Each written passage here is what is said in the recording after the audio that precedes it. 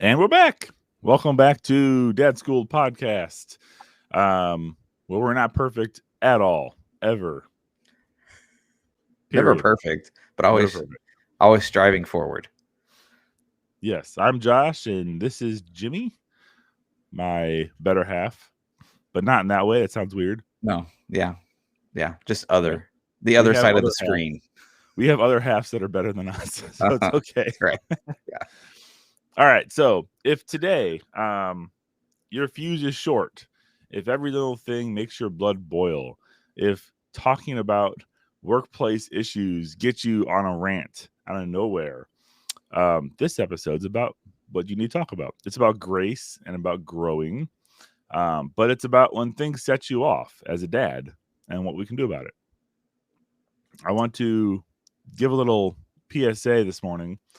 This episode is not addressing people with chronic anger issues that blow up and hit people and hurt people physically or emotionally. Okay, this is not about the extreme cases, because I would say this could be my official opinion and unwarranted advice. I don't think that most dads have that problem. Most dads probably have just little anger flare-ups that they they wish they could get rid of. You know, they happen, and they cause strife in your kid's relationship with you, or your marriage, or just friends around you. And this is out. That's what this episode's about.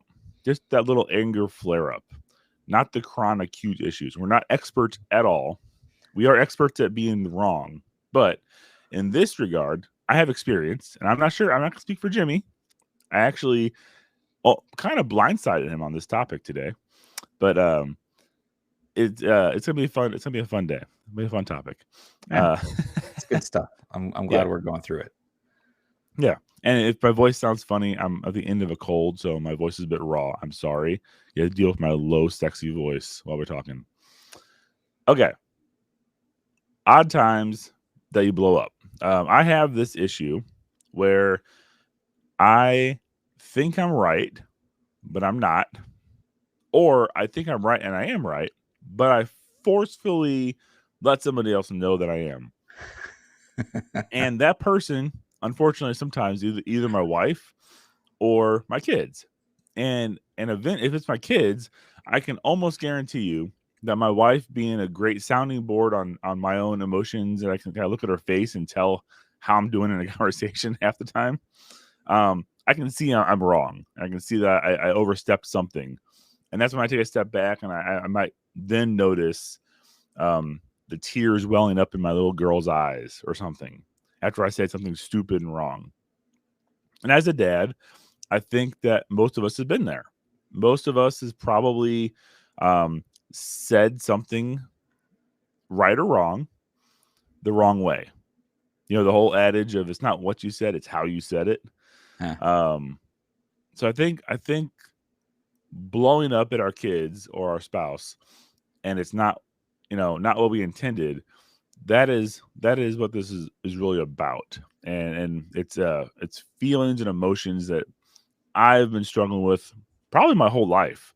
You know, I not always the best at confrontation.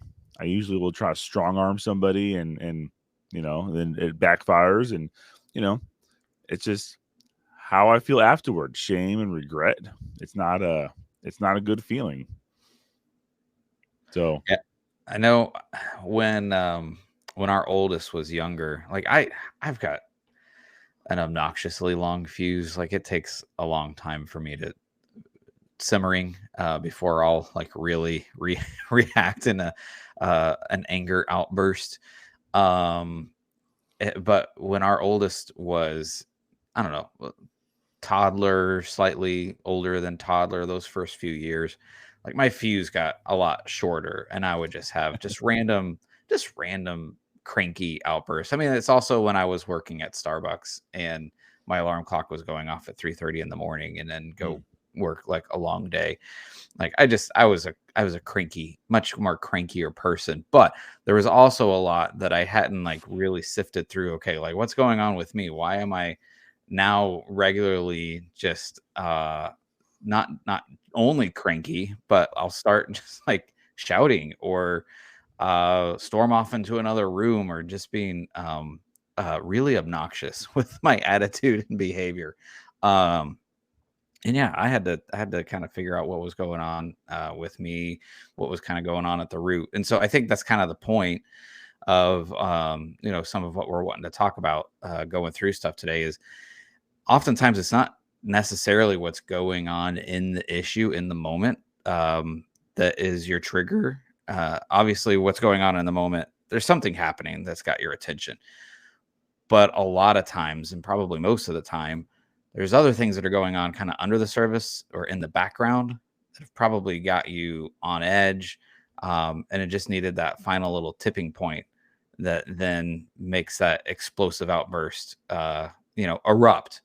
Um, so, what are some of those things that might be going on? Are you dealing with some unmet expectations that you've placed on yourself, or you've placed them on others, and they're not living up to what you think? That can easily trip me up if I kind of set my goals or set my expectations, or you know, I'm in my mid 40s now, so am I having that midlife crisis? Like I should have been you know, I don't know, president of the U.S. by now. Something stupid, you know. I'm not meeting what I had envisioned when I was 20 years old, and does that then like lead me down a path of some regret or anger that I'm already on the edge, and someone says something about, you know, what I do for a living or whatever, and then it just tips me off because I'm already there.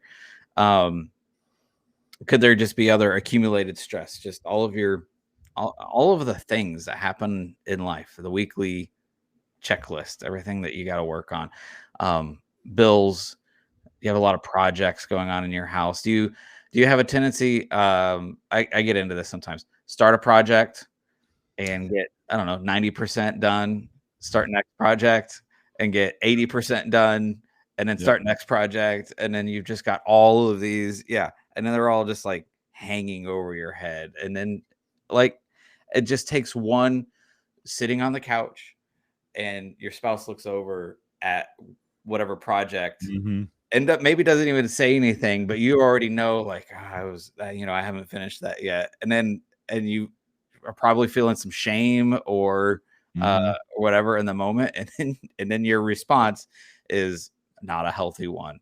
Uh, Yeah. like that I think happens, I think right? I have a project in almost every room in my house. So I walk from one side of my house to the other, and I have this like growing list in my head, and I'm like, I need to finish that. I need to finish that. I need to finish that. I don't like how that turned out. I gotta fix that. And then my wife's like, "Hey, you think we have time to do this?" And it's like, "I have no time," you Yeah. know? Yeah, right, right. And then it's the, yeah, that quick moment response that is unjustified and makes you look a little foolish probably. Yeah. But man, yeah, those happen. I was saying, you know, a minute ago when I was doing the coffee shop business and having to get up early, like I handled it really, really well the first, I don't know, 3-ish years before our oldest was born. And you know, I was able to bounce back and come home and take a nap and all of that didn't matter because my wife was out doing her thing. She was at work or whatever. So I could manage that schedule pretty well. Once I was a dad with a newborn and toddler, yeah, that changed. The whole not getting any rest or any sleep. Or conversely, are you the dad that sits in your, you stay up all late at night, scrolling through your phone, playing games, watching whatever is the new Netflix series or something? Are you binge watching and not getting the sleep you need because you're staying up late? You know, the opposite of where I was just getting up early all the time. Lack of rest in general can absolutely lead to putting you just on that knife's edge. That the smallest little thing can just tip you over and get you not treating others around you really, really well. Um, and then it just takes those little things of if someone's uh, says something that is maybe slightly offensive or disrespectful, Might not even be intended that way, but man, you hear it the wrong way and it just kind of sets you off. And then just in general, is everything else in your life feeling out of control? Um, just things aren't going the way you expected. Uh, could really, again, that sideways comment or sideways glance from someone that's not actually intended to be something. um, like these small little things can just, in that moment, you just switch flips. Now, at this point in the show, I like to almost imagine that half of our audience is sitting there blubbering and crying in the corner, hugging themselves and saying, "That's me, guys. You got me."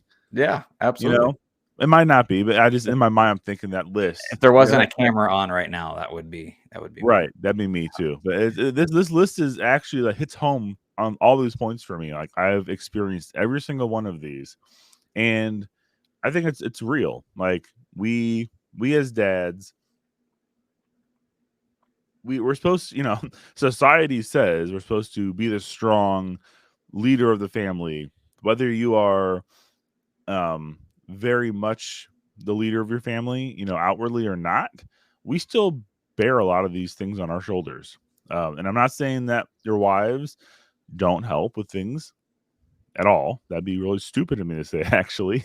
But we hold a lot of this stuff in. We're, as society tells guys, don't cry, be strong. You have to suck it up, buttercup. Those kind of things. And all these things, the work stress, the bills, even though guys typically, stereotypically maybe, might not outwardly project our worries about such things, they're still internal worries for me. Like I might have a more cavalier attitude about spending money in our family, but the stress of not having enough money for some things sometimes does weigh on me. It's just it's I want good things for my family. I want to provide, and I want the ability to provide. And sometimes the weight of the world just presses in on you. Yeah. So with self checking, checking yourself before you wreck yourself kind of scenario. What can you ask yourself that might help identify some of these things?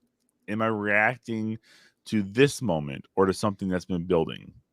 Like Jimmy said, a lot of times your outward explosion isn't related at all to what just happened in front of you.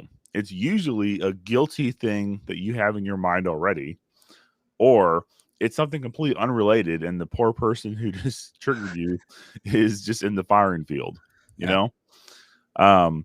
So is your anger really what just happened, about what just happened, or about how I feel disrespected, overlooked, or if I'm tired, or have I eaten well today? Have I slept? Have I taken breaks throughout the day? Am I working in the shop all day, heads down, trying to get something done? Am I taking that physical walk around the block to clear my head? Maybe when you're responding to somebody, my wife asked me this one time, and it floored me. Would you speak to somebody else this way? Yeah. I was like, no. Then she's like, then why are you speaking to me or the kids this way? And it's like, you're right. I'm speaking like a jerk. And that one amazes me, how we end up using a absolutely different way to communicate or relate to those that we're the closest with than We're we comfortable would. with them. Right, yeah, than we would in general society. And Yeah. yeah, that gets me. That gets Because me. like in society, out in the workplace or in somebody you don't even know, you're worried about their perception of you. You're worried about what they're going to think about you. So you're kind of a little more reserved. Yeah. Okay. And I could be completely wrong with this, but that's my opinion. In your family, one, they're stuck with you. Two, you know them intimately and their emotions and how they respond to things. So you know how far you can push something and get away with it. Right. So, and that's not right anyway, any means, but yeah. So am I mad or disappointed at my child that they didn't meet some unspoken expectation that I was holding on them? We talked about this last week, actually. Things that us dads want to do with our kids, and it doesn't always work out how we want it to, that's a provoking thing for me sometimes. I'm like, well, that's not how I wanted it to go. So I get mad. I always remember my dad on Father's Day, which is coming up, by the way. He would always make comments, and I didn't always understand them at the time, but as I've gotten older, I understand them. He made comments around like, we'll see how the day goes, or whatever everyone else wants to do, kind of scenario. Because I was like, well, it's your special day, Dad. It's all about you.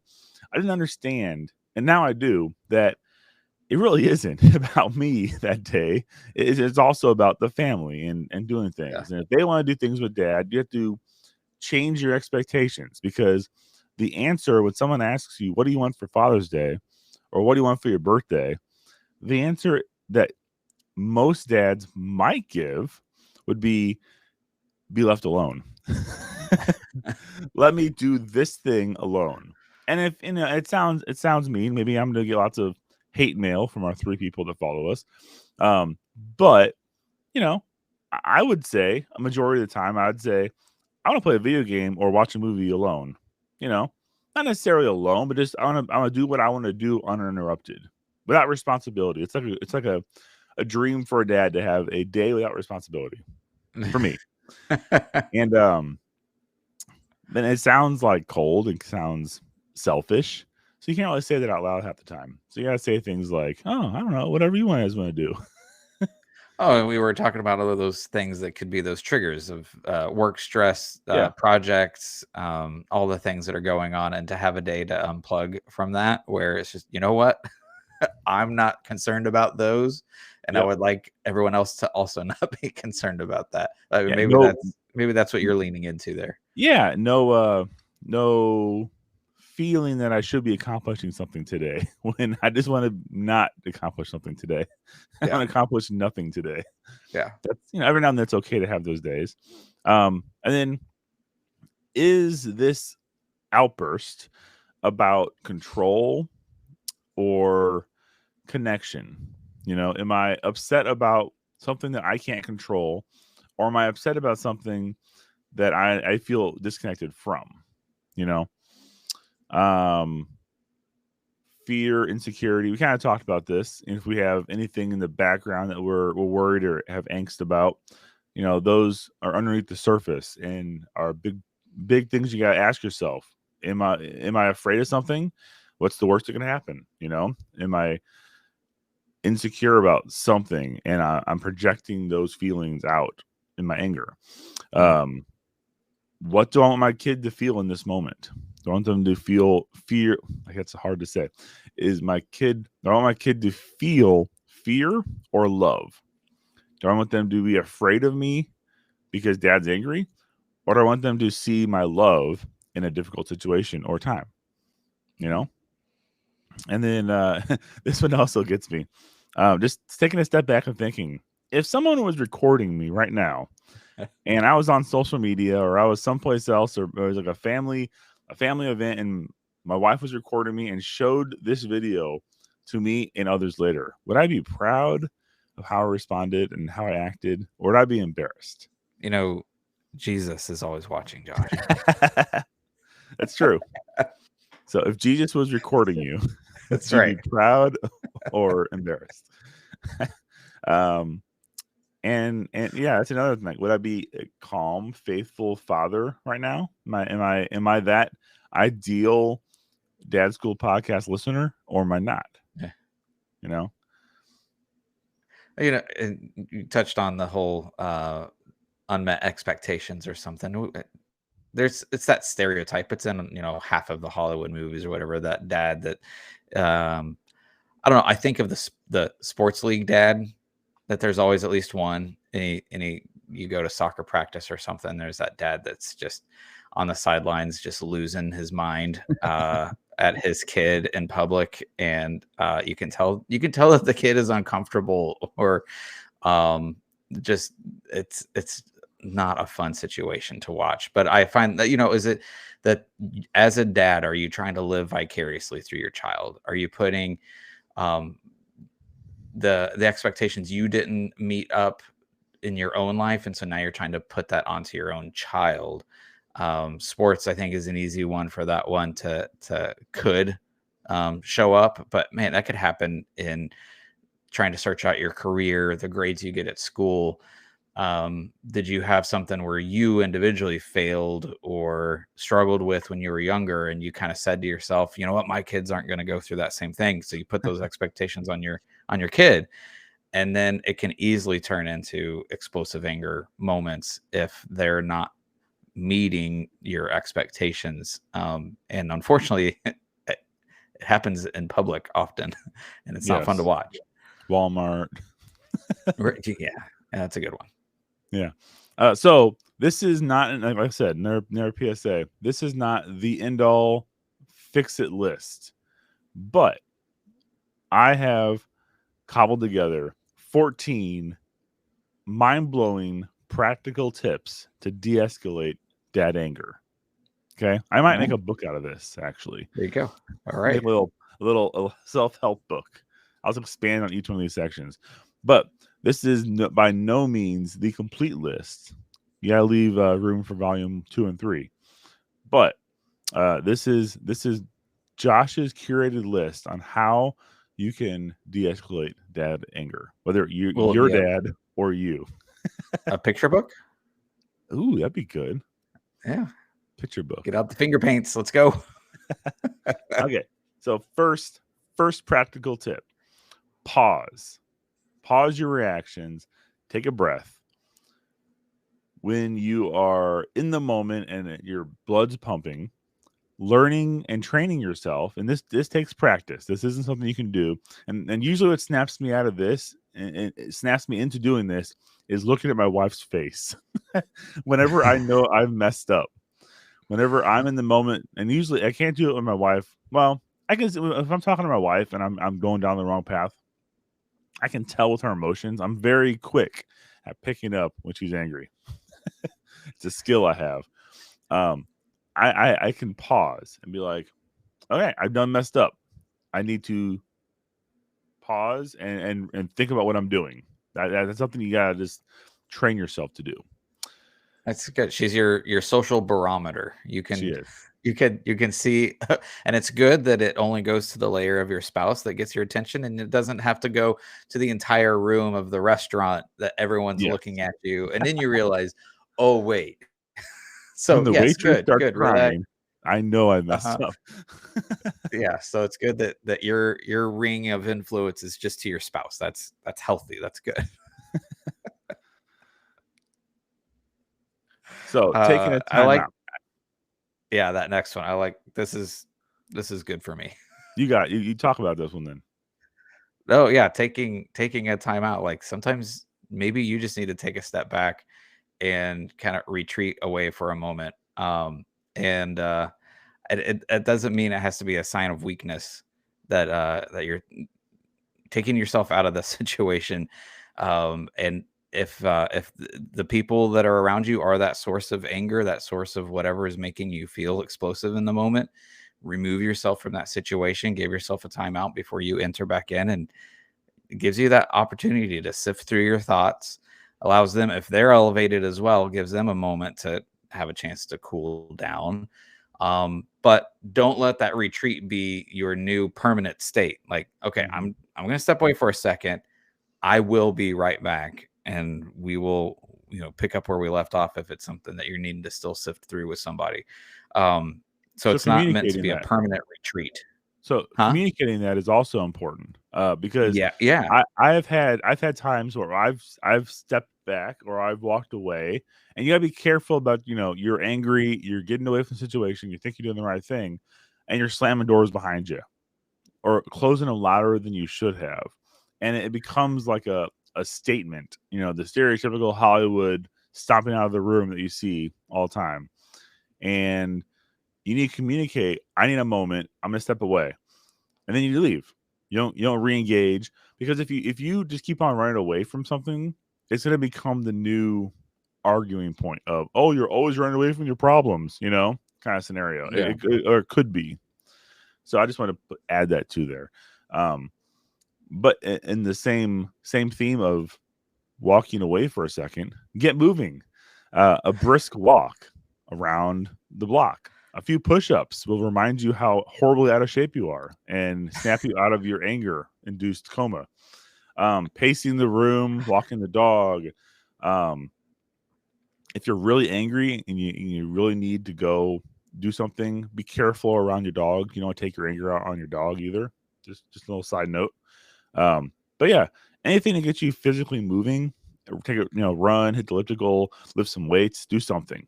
Don't punch things. It's about getting yourself re-grounded. Yes. The tactile, just my feet are moving, hitting the ground. My hands are on the floor. I'm doing some push-ups. I'm outside feeling the breeze. Just getting yourself re-grounded to your actual surroundings and your environment. And that can help you just kind of get that mental reset that you're needing. It actually goes a long way. Yeah. If it's raining outside, go outside. No one can tell you're crying if it's raining outside. Things like that. Life hack. That's good. Yeah.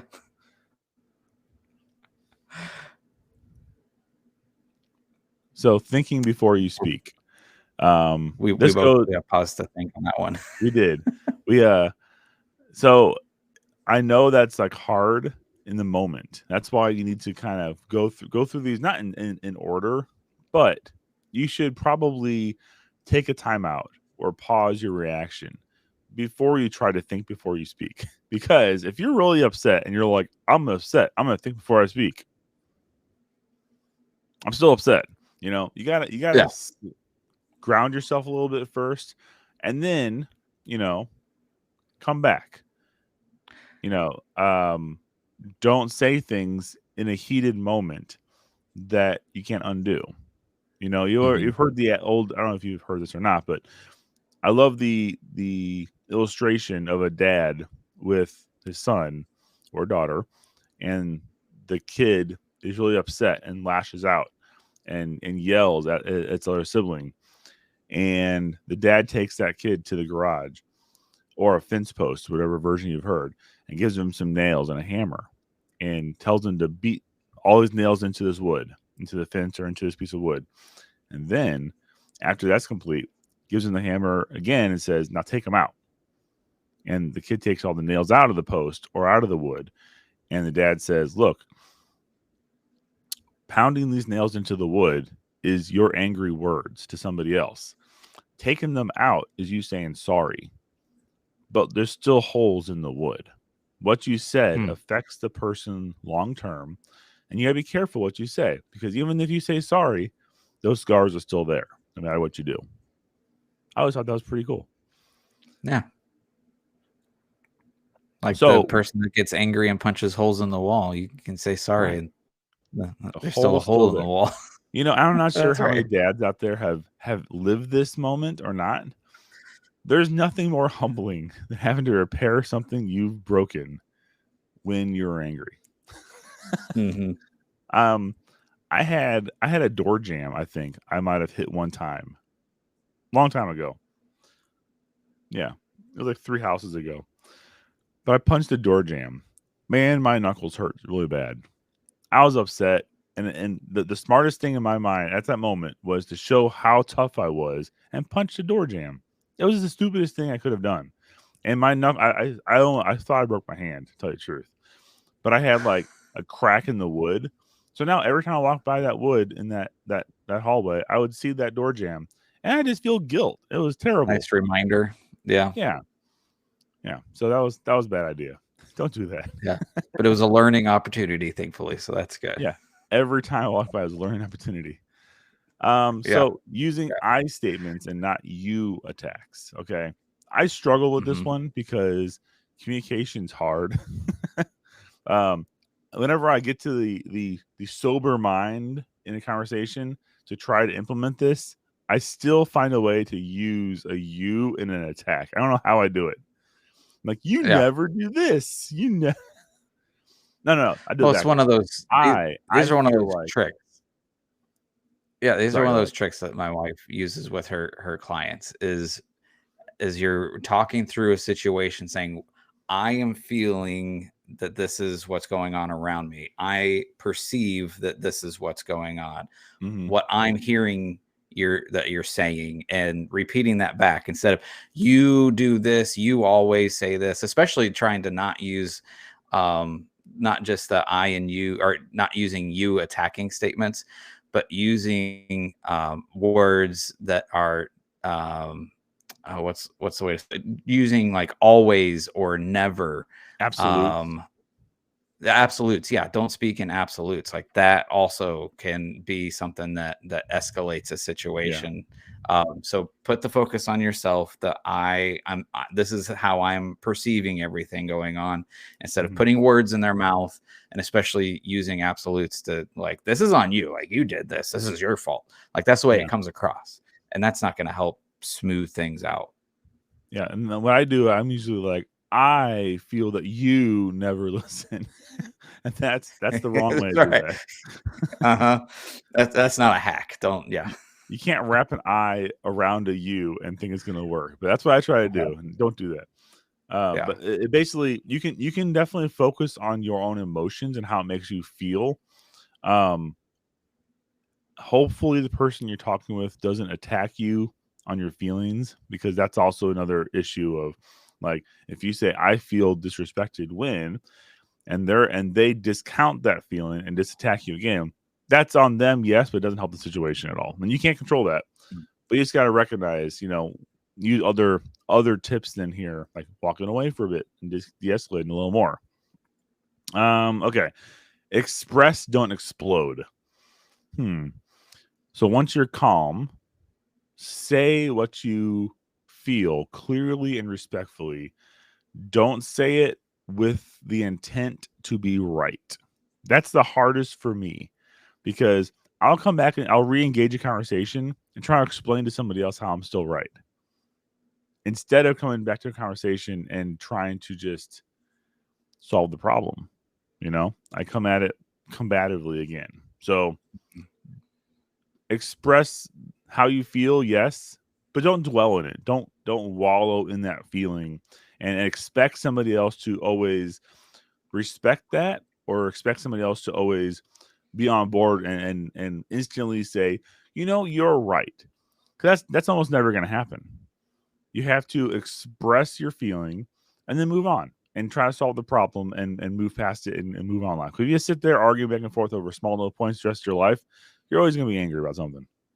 Yeah. Well, I think that a point on this one is your thoughts, feelings, and emotions do matter. They have value, and they are usually valid, but it's that whole how you say it thing. There's a healthy and well-intentioned way of expressing how you are thinking, feeling, and emoting, and there's that explosive way that's going to just harm yourself, your relationships with others, harm others. So it's that how do you get those out? So being thoughtful and mindful on those things. We're gonna have a long show today, Jimmy. Oh, we're almost there. We're almost there. So identify the real trigger. Ask what's setting me off right now. And this once again is talking about practical tips to de-escalate yourself. But part of that is understanding your triggers. Like, what is really setting me off in this moment? Why am I really angry? Am I angry about the spilled milk, or am I angry about, and it's spilled milk? Like, someone spills a cereal, spilled the milk. Really, are you out that much money? Is your argument that you're out of all your finances because this spill happened, or you're annoyed that it happened and clean it up? Is that big a deal? That's no, it's not. Right. It's like a couple cents worth of spill. Get over it. Move on. Yeah. Name the need, not just the emotion. Okay. So behind every emotional, angry outburst is a need for respect, order, peace, and help. And learn to identify those and name them. This is something. Go ahead. Sorry. This next one, using humor to diffuse a situation. I've butchered that one, because that's my go-to oftentimes. When it's that when I feel awkward or out of place, I say stupid things, and it makes people laugh, and I feel better. And then whenever I'm having an angry moment or an uncomfortable moment, and using humor in a sarcastic way that ends up being cutting and harmful to those around me, and in my head I'm like, oh, I'm just saying something funny, but it comes out absolutely wrong. Like, this is one that I have to make sure that I have to be careful. I'm not Yes. leveraging incorrectly, because I can. Nothing's worse than that feeling when you deliver that greatest joke ever and you realized you messed up and you should not have said that joke. Yeah. Yeah. Okay, focus on solutions, not control. Instead of stewing on what makes you mad, ask what's one step forward here.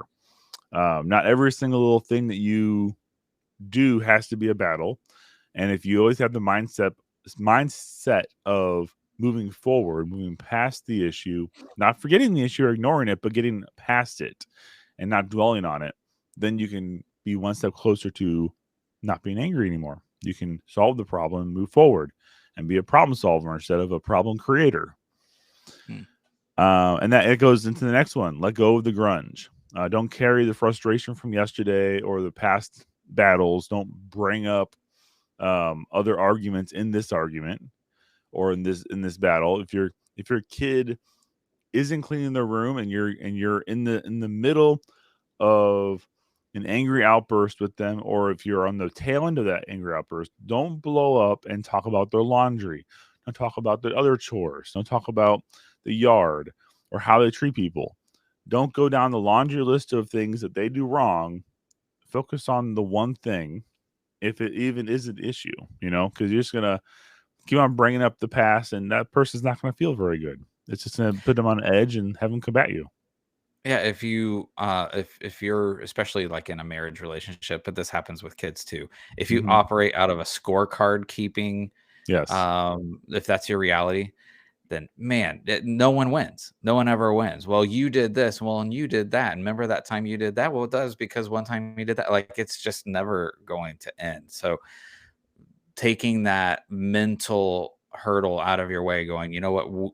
I mean, that's when, if you get yourself in that rut, you have to legitimately recognize it and decide, you know what, we're not going to do the scorekeeping thing. We're going to focus on, this is what is happening in this moment. We're having a disagreement or argument, or what you did right now upset me. We're going to focus on this right now. And you have to intentionally say, this is what we're going to focus on. And that's a big one for a lot of people with having communication issues or anger issues or whatever, relationship challenges. That one gets a lot of people. Yes. And also remembering back to the kids aspect, your kids don't remember past arguments or what they've done wrong. Like they hardly remember what you just told them to do 5 seconds ago, which you're probably mad about, Yeah. You think your kid's going to remember the past, last time you got mad at them? No. Us adults remember the pattern of what might have happened we don't like, but your kids don't. They're on to the next thing. They've forgotten about it. They moved on. Unless it was horribly scarring for them, and bringing that up is not going to be a good idea anyways. So don't keep a scorecard. That's a good point. Scorecard's bad. Yeah. In this sense, scorecard's good in like mini golf and other sports. When I'm winning against everyone in mini golf. Yeah. Okay, so this one's a tricky one. I have some family member, previous family member. I have people who were close to my family who had patterns of issues. So know your patterns. And everyone around this person knew their pattern, but they didn't know their pattern. And a lot of other things were at play, and it was a terrible situation. We're not going to get into it. But I am familiar with this term, and I have seen this firsthand. What time of day is the worst for you? What situations are worse for you? Eventually, people around you, if this is a repeating offense, they'll know too. When you come home from work, if your entire family hides from you, that's a red flag, and you need to start thinking about these things. If you always have fights after dinner when it's time for dishes, if you always have fights setting the table for dinner because things aren't being done how you want them to do, that's the thing I struggle with. I think it's time for dinner. I go back to my childhood of like everyone helps at the table. Everyone sits down. We all eat together. That's our family dynamic when I was growing up.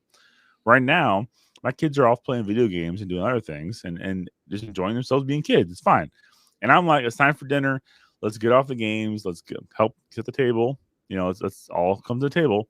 And I gotta say it like 6 or 7 times because it's always one moment, Dad. I'm almost done, and I should be more understanding, but I'm not. So I need to. That's something I'm working on. Okay, yeah, we'll just start eating without you. Yeah. But it's knowing your triggers. If I came home from a long day of work and I know that I'm going to walk in the door and not have the response that I thought I should have, because as dads, we have this picture in our minds walking in the door. Everyone's like, Dad's home, and runs to you. The wife gives you a big old hug and kiss that you really like. And, then your kids come and give you hugs and they're all glad to see you. That's the ideal situation. But in reality, you come home, your wife probably was dealing with something before you walked in that door. And now you're going to have to deal with that too. And even though you want their love and respect at that moment for being home, you got to curb your expectations and accept that you're a dad and you have a job to do. You got to be part of the family and support your wife. And likewise, if you're home all day and your wife comes home, maybe they need that moment alone to decompress too. And you're expecting them to just take the kids from you. There's lots of situations, lots of different people have different family dynamics and situations, but it's knowing your triggers is the whole point here. Knowing when you get upset and why will help you in the future of planning around that and planning things to do to help you with that. Yeah. And the last thing, go ahead. Oh, you're good. The last one, go for it. The last thing is recognizing when you need help. That's a big one for people. As a big, strong dad, it's considered weak to get help, but it's really not.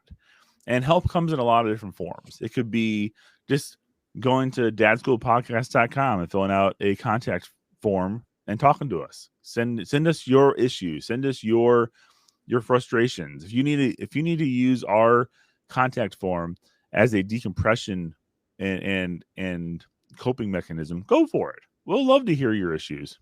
We have nothing better to do than read your issues. It's fine. We promise we won't read most of them online. It'll be fine.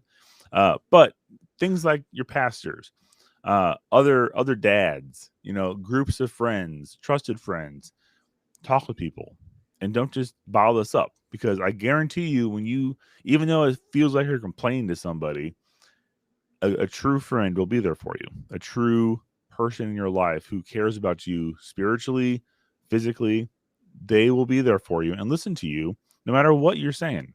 And a true person will help guide you to resources if you need more help than them. So don't be afraid to reach out to somebody. That's that oxymoron of guys that respond, well, I'm just a lone wolf. That's not how wolves survive. A lone wolf pack. Study how wolves work and a wolf and pack hunt. Of one. Exactly. Yeah. Lone wolf. That's not a term of pride that you should hang on to. So you need community. You need others around it. A mentor, brother, someone that pours into you, you pour into them, who knows you well and can encourage you and sometimes slap you around if that's what you're needing in the moment. Yes, definitely. So what's our challenge for this week's viewers, Jimmy?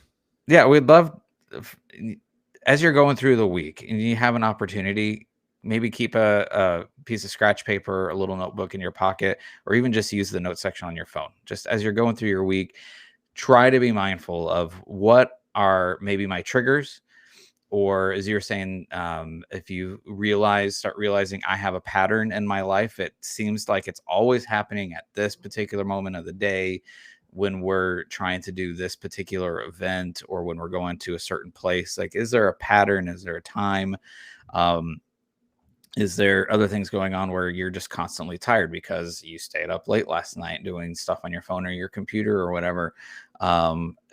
Is there something that's regularly, hey, when A happens, B is my response. I'm having more crankiness, more anger outbursts. Try to be mindful of that and maybe keep a little log.